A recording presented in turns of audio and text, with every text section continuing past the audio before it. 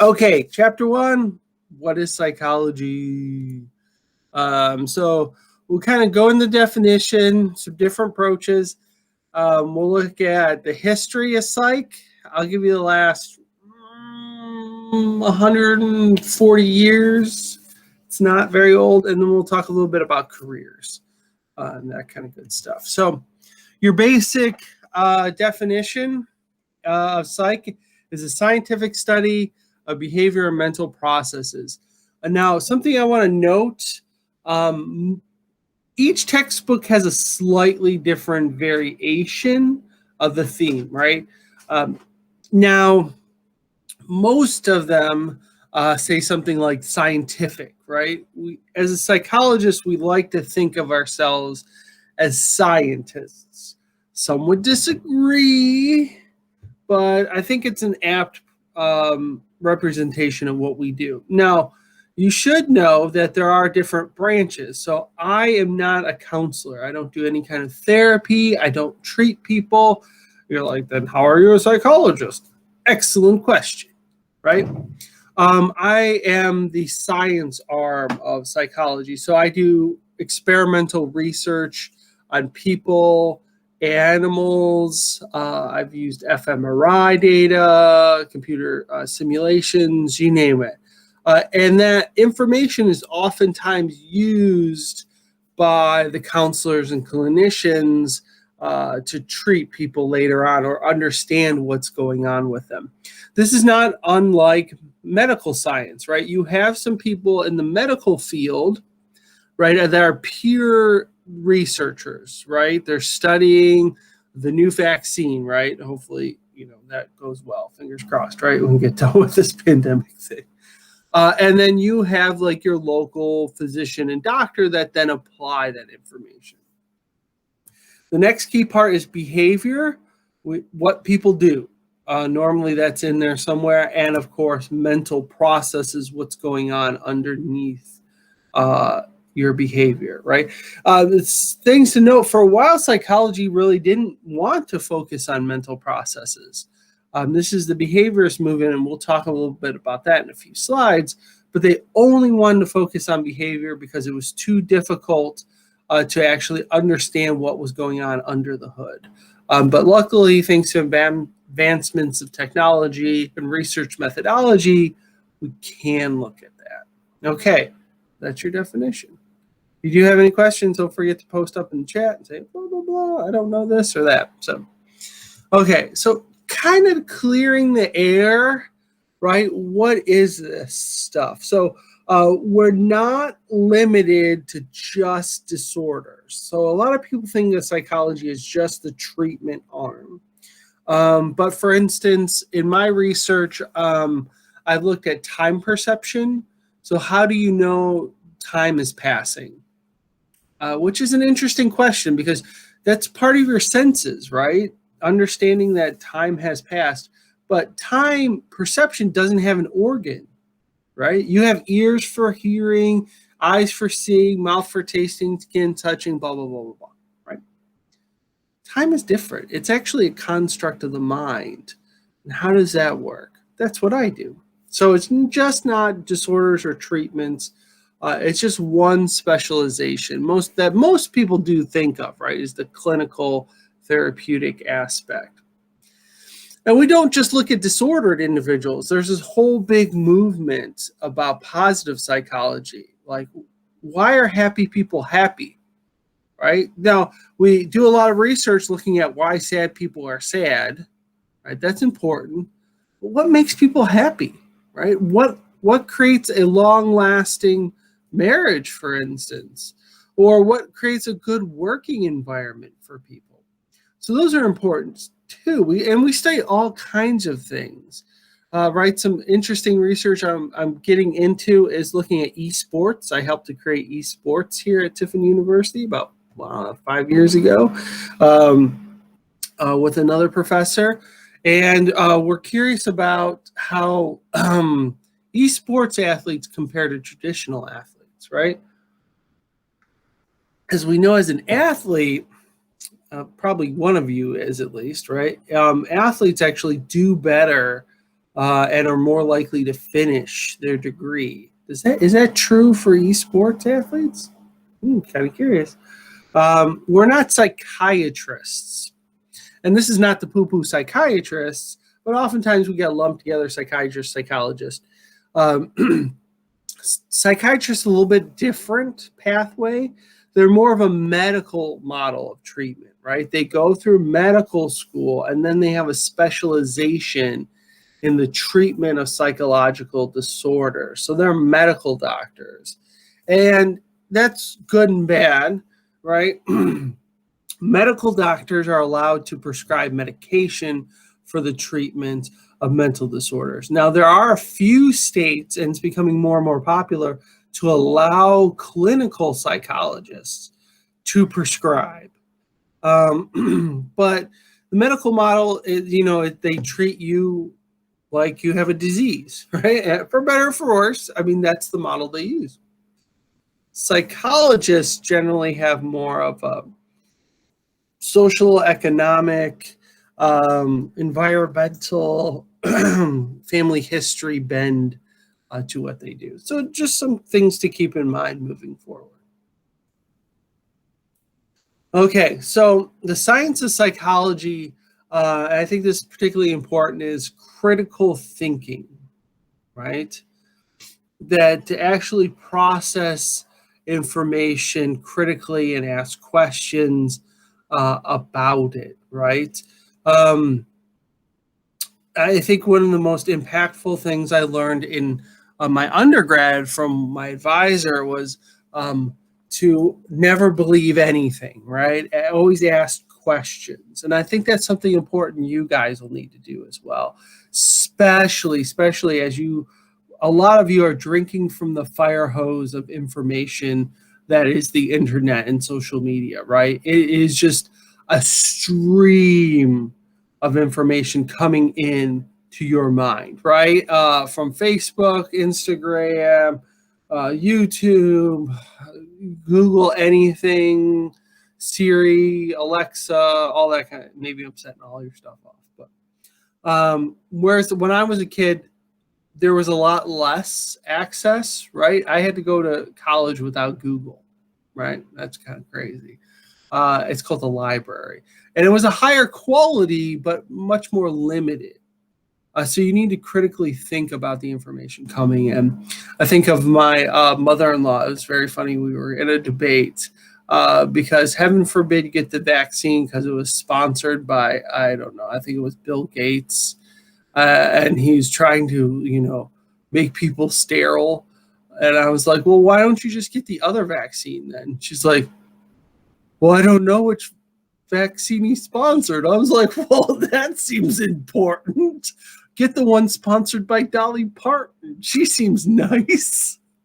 So that kind of, you got to start asking questions about this stuff.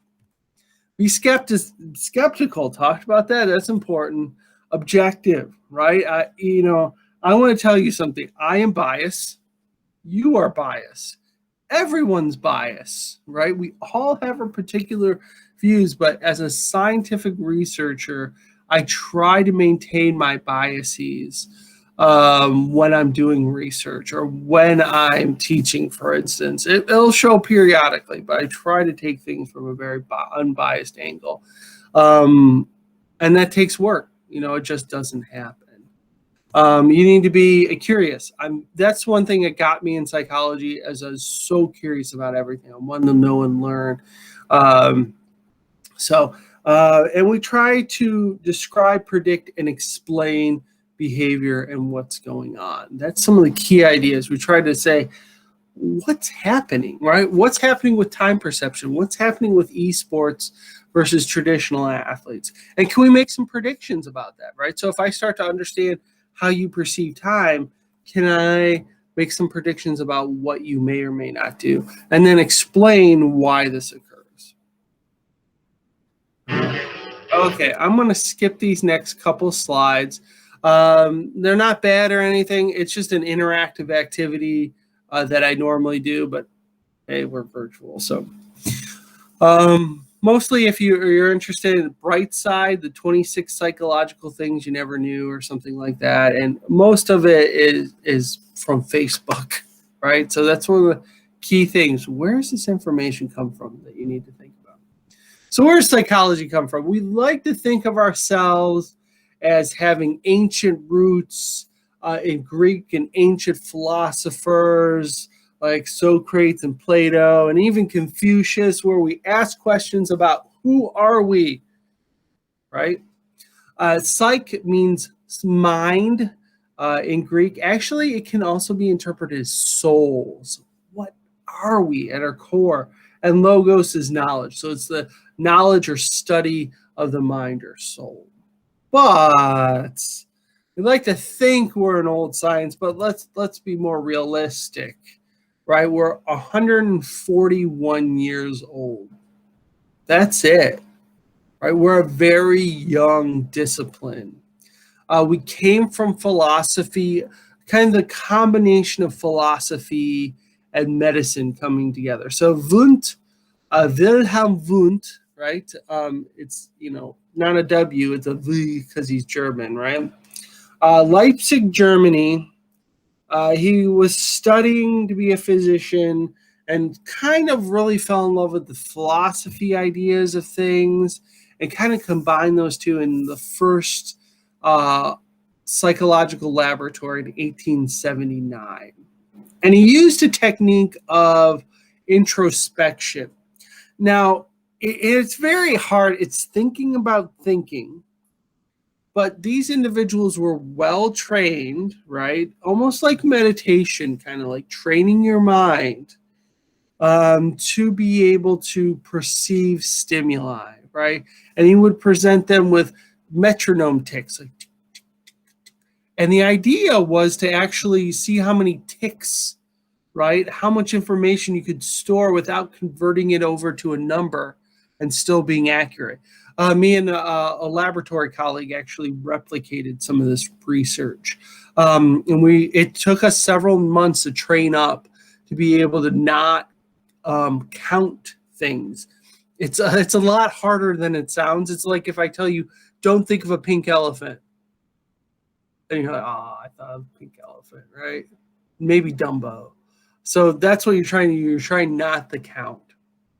And why is he doing this? Well, Wundt is trying to figure out what is consciousness, right? The question, can we take the scientific method, right, during the scientific revolution and apply it to how we think and how we perceive the world? Very ambitious. We don't use introspection anymore. It doesn't seem to hold up very well to really harsh scientific scrutiny. But Wundt, interesting guy. He was also a terrible student. Who knew? Now, an American goes over to study with Wundt. His name is William James, right? William James goes over there. He's really fascinated about this new emerging science, but he doesn't necessarily agree with Freud and what he's Wundt and what he's putting forward. He's not satisfied with just figuring out the components or the capacity of the mind. He's asking these questions like, why do we have a mind? Right? What's it good for? Right? Why did it evolve? Right? So he's keenly influenced by these ideas of Darwinism, which were popular at the time. And he's wondering what the function of it is. Why do we have consciousness if your dog doesn't have it, right? Your dog doesn't know it's a dog and then it's going to die, right? We do. But why? What does that give us? Why doesn't everything else have consciousness and think about these things? I don't know. He became the foremost psychologist, American psychologist. So you end up with these two schools very early on in psychology, structuralists and functionalists, right? So Edward Titchener, who is a student of Wundt, right? He agrees with Wundt. He brings over Wundt's ideas in a pure form. And then you have William James, right? So the Wundtian people are looking at the structure, breaking down consciousness, and the functionalist people are asking things like, why do we have it? What's selected for consciousness? So we no longer have those schools of thought anymore in psychology. They kind of have morphed. Structuralists are kind of like cognitive psychology. We're trying to study, like I'm a cognitive psychologist and I study the components of time perception. Functionalists are more like evolutionary psychology, like, why do men do certain things and women don't, right? That's a kind of a popular one. I'm going to skip this and we're going to go over to Freud, right? Sigmund Freud. Now, most of this psychology right now is very laboratory driven. It's not meant to treat people. But then you have these physicians, and Freud doesn't come up with all these ideas. He actually kind of puts them together. And he's kind of like in that moment, right, where he just is the pinnacle of bringing everything together about unconsciousness, child development, and the treatment of mental illness, right? So he founds psychoanalysis, where you are studying the unconscious as an indicator of your motivations, right? And it sounds weird, but in Freud's theories, basically by the age 6, that was it. Your mind is fully formed, kind of. And you'll relive. We'll get into this more, right? You got to talk about Freud, Mr. Siggy. And, the thing about Freud, right, is that what happens to you in your childhood then dictates everything about you, right? Your mom didn't love you too much. Well, your mom fed you too much or didn't feed you enough. Maybe your potty training didn't go well. You're going to be messed up for life. So the psychodynamic perspective is still there. You can still be treated by a psychodynamic in a traditional sense of Freud. But it's not that popular anymore. Then you got John Watson. Watson's an interesting character. So there's this movement to study human behavior and why we do what we do. And he started to look at how punishments and rewards affect a human being, right? And that their environment, depending on what you're being punished and rewarded for, can say something about what you're going to do. Now, Watson left academia, and we'll talk more about that later, but he actually went into being a marketing guru, right? He sold women products, right? So he used his psychological knowledge to manipulate him or people. Made lots and lots of money, though. So that's good for him. So his famous quote is basically, give me a dozen kiddos, right? And I can make them into anything. I can make them into a doctor, a lawyer, even beggar, man, and thief, right? He thought the environment was the pure dictation of what we are. And this gets to the nature versus nurture, right? So is it your upbringing or who you are? Now, an individual comes along and expands upon those ideas. This is B.F. Skinner. B.F. Skinner is kind of the granddaddy of behaviorism, right? Studying the effect of the environment on what you do. And, he writes this book, Beyond Dignity and Freedom, that there is no free will, that we're completely dictated by external factors. Pretty controversial, but he's an interesting cat, right? He actually, we'll take a look at this in class when we get to the chapter, he actually trains pigeons to fly missiles, right? You heard me right. I didn't stutter. Pigeons flying missiles. We'll take a look at that. So stay tuned in a couple weeks. Now here's what's happening. So what's happening is this is around 1920, 1930s. You got in the 50s as well. You got this movement of behaviorism and psychoanalysis that's happening, right? Behaviorists are in the laboratory trying to understand human and animal behavior. You got the Freudians out there telling everybody that their mom didn't love them enough, right? Or their daddy was too distant. Now, what happens is in the 50s and in the 60s, you start to get this movement of humanism, right? And it starts to say, whoa, whoa, whoa, whoa, whoa, whoa. Listen, the behaviorists are telling me free will because it's in the environment. The psychoanalysis people, the Freudian people, are telling me that I got no free will because it's whatever my mom and dad did to me. Screwed me all up. And you have this movement in psychology that says, whoa, whoa, but I'm a human, right?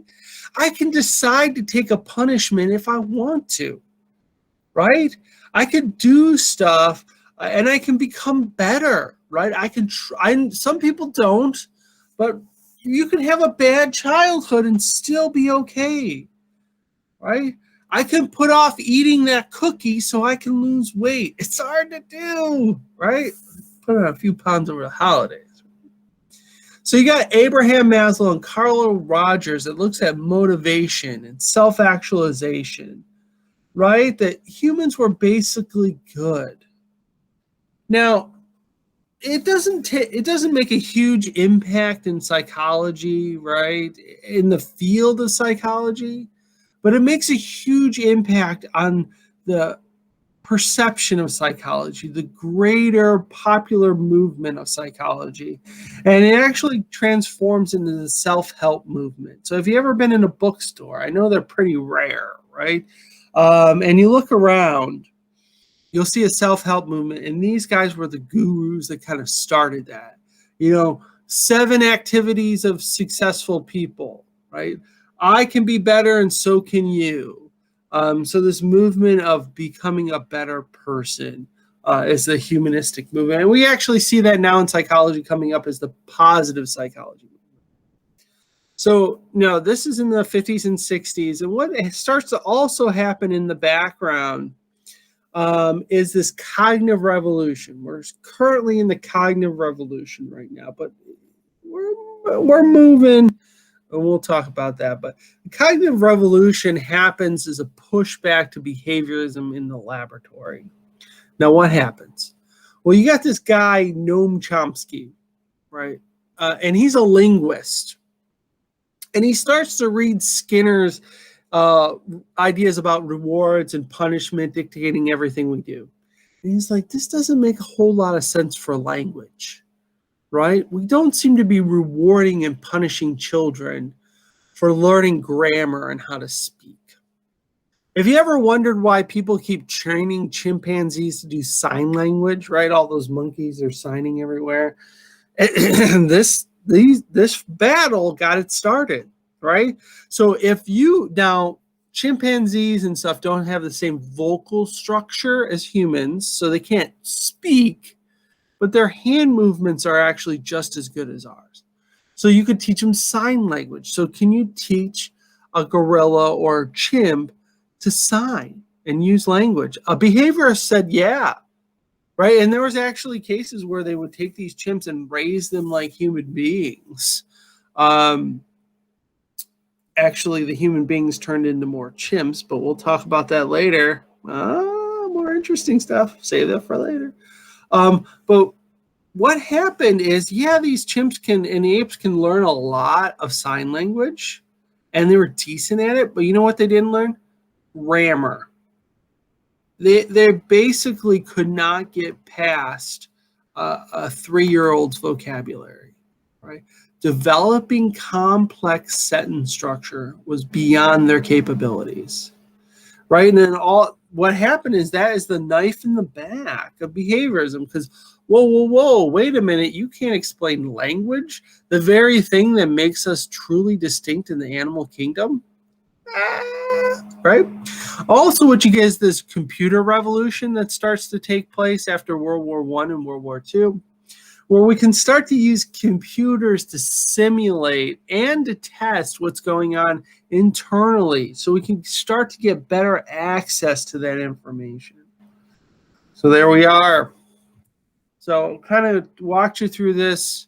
If you have any questions, feel free to post, or you can email me about it later for this section. Now, bringing you into the more modern phase, behavioral biological approaches are becoming more and more popular in psychology.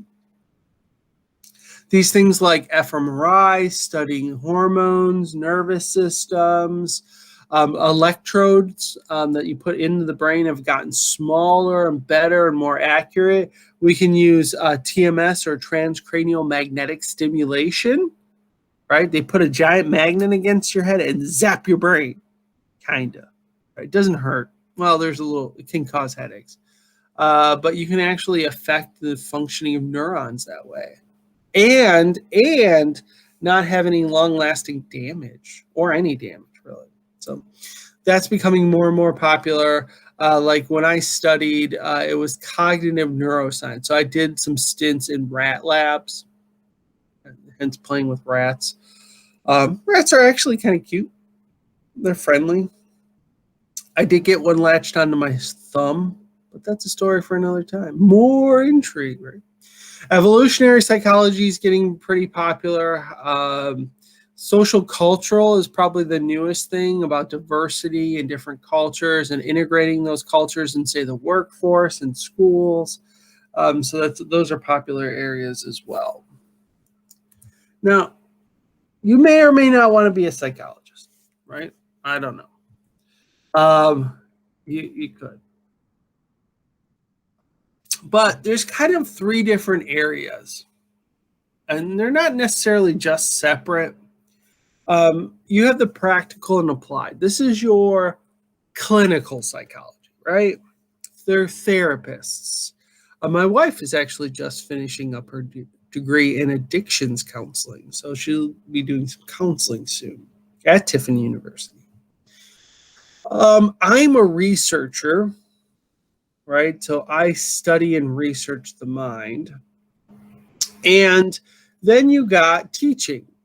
Now, teaching doesn't have to be separate. Like I know if you ever have Erin Dean, for instance, she is a counselor, but she also teaches. I'm a researcher, and I also teach. If you're thinking about psychology, most of us end up in academia, teaching or researching in some way. The other portion is clinical, so your therapeutic aspects. Some are actually in private practice. You can begin that. Say if you have a master's in counseling or master's in social work. Social work's a little bit different than psych, but not exactly. I wouldn't say they're separate fields. And then there's a good many in industrial psychology. Actually, I have a friend. He works for Cisco Systems. So one thing we did do a lot of is data and data processing and data management when we were doing research. Actually, I was a data manager for a large lab for a while. I didn't like it. But he went on to Cisco Systems. I think he's making $180,000 now. He makes like 4 times as much as me almost. So good for him. He's actually a nice guy. School psychologists are also there, and others. Well, you can work for the government, right? You can work there as a therapeutic, but you know those enhanced interrogation methods that basically equate to kind of torture. Those were developed by psychologists, so good for them. You know, they learned how to torture people. Probably should have done that. Areas of specialization. So you say to yourself, I want to be a psychologist, right? Maybe I want to do therapy. Maybe I want to do, something else. I don't know which one. There's a lot of different areas that you can get into. So I'm a cognitive psychology. So I think it's on the right-hand side in the middle, at least on my screen. I don't know what's on your screen. I'm also developmental. I worked in on a cognitive behavioral laboratory for children. We studied autism. So that was really cool. I don't do any of the other stuff really. A little bit of behavioral neuroscience. So it doesn't mean you have to be exclusive, but you can become a developmental psychologist and work with children. You can do women and gender studies. There's personality psychologists. And like, what's that? Well, personality tests, right? You can be either doing research or you can work with companies trying to figure out how do you pick good leaders, or in the government to figure out, when will people crack or not crack on the battlefield. Cross-cultural, we have a cross-cultural program here in Tiffin. It's not really that big. Sports psychology, all kinds of good. Forensics is actually our biggest program here. So you can have one of those. Industrial organizations, working with companies and all that kind of good stuff. Now, I have a little video for you. The problem with the videos is they don't play well. So I'm going to skip it. But it's a Psych Show Psy, and I'll put a link when I upload this video. Psych Show Psy is really good, and for these next couple weeks we're virtual, so I'm only got to do like these little short lectures to get you introduced into the chapter. And if you need more information or are curious and need a little assistance and are a visual learner, like I love videos, these guys are really good. Psych Show Psy, they're on YouTube. They do an excellent job. So I'm going to skip that video. And that is it. I'm going to stop presenting.